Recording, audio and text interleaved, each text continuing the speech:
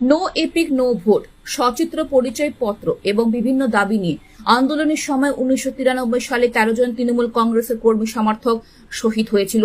সেই শহীদের স্মরণে 21শে জুলাই প্রস্তুতি সভা অনুষ্ঠিত হল চণ্ডীগড় রোহান্ডা দেয়ারা তিনমাথার মোড়। এদিনের এই 21শে জুলাই প্রস্তুতি সভা থেকে কৃষকদের কথা মাথায় রেখে 40 জন কৃষককে একটি করে গামছা, মিষ্টির প্যাকেট দেওয়া হয়।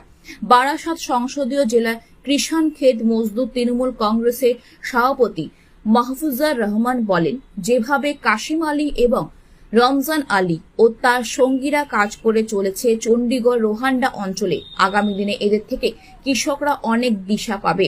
আমরা সব সময় কৃষকদের সঙ্গে আছি, আমাদের সরকার কৃষকদের সঙ্গে আছে। কাসিম আলী জানান, কৃষকরা আমাদের দেশের সম্পদ, আমাদের রাজ্য সরকার কৃষকদের কথা ভেবে কৃষক বন্ধু করেছেন, সেখান থেকে বছরে বহু কৃষক উপকৃত হচ্ছে। রমজান আলী জানান, আমরা